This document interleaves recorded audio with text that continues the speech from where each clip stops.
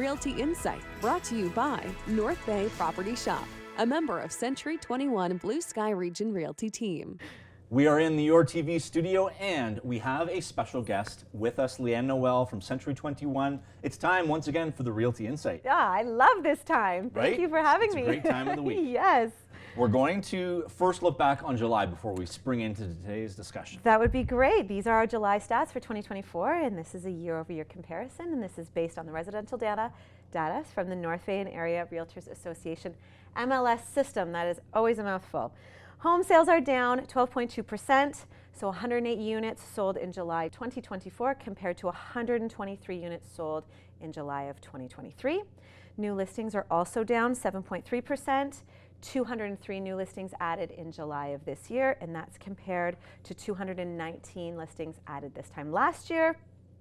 At the end of July of this year, the market was well balanced and favoring neither our buyers or sellers, and our benchmark price is up 5.4%.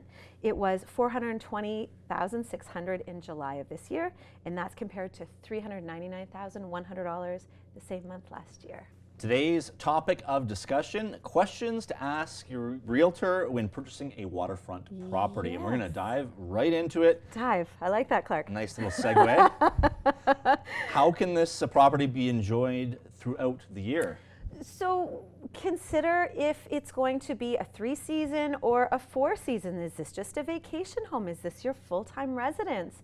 So if you're thinking about just that 3-season, does it have to be winterized? Are you removing that dock? If again, it's going to be your full-time home, is this an organized or unorganized township? Who's maintaining the road? Is there a cost associated to that? Is this an island that you're thinking about purchasing? So you have to remember there's going to be those lulls in season when you can't access that property. For our fishermen out there, also consider this lake. Is it different when you're fishing in the winter or in the summer? Water certainly brings beauty to a property. However, there's that potential of flooding, and Yes. you have certain questions that need to be answered before purchasing. Agreed. And flooding has been, in Canada, has been the #1 disaster on insurance claim every single year since the 1980s. So really understanding if your property has flooded before, is it in an area where it can flood? Nipissing, prime example, not that there's flooding, but the water levels can rise, they can lower, so be aware. What is your municipality, doing? Are they providing sandbags if that happens? A great resource for buyers is Flood Smart Canada. This gives maps, territories, provinces that homeowners can use to really get those questions answered even before starting a process. There's always a balancing act between quality and quantity, and Yes. that applies to the water that your property will be next to. That's it. So when you're accessing this property, of course, I'm sure people that are buying waterfront want to use it for swimming, fishing, boating. So is there a chance that there's going to be blue-green algae? So have a look at that. Let's also think about the water quality quantity for inside the home cottage. Is that water coming from the lake? Is that line heated? Is the water on a well? When was it last tested? Is there a system that's in place for treating that water so that it is potable?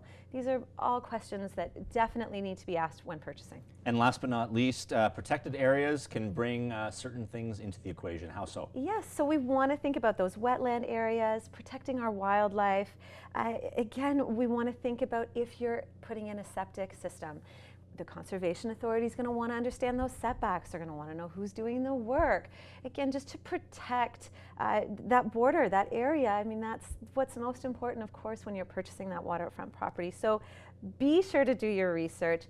Get in touch with your trusted realtor and get that ball rolling to be sure that you're making the right choice on the right lake.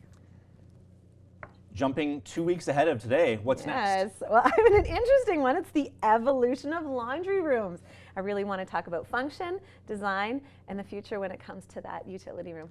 North Bay's downtown new design was shown off on the weekend, and the Bay Block Party. A quick mention, the Yes. success of this, which was of course put on by the North Bay Area Realtors Association. Great success. Dwayne Gretzky was back, and I hear it was better than ever.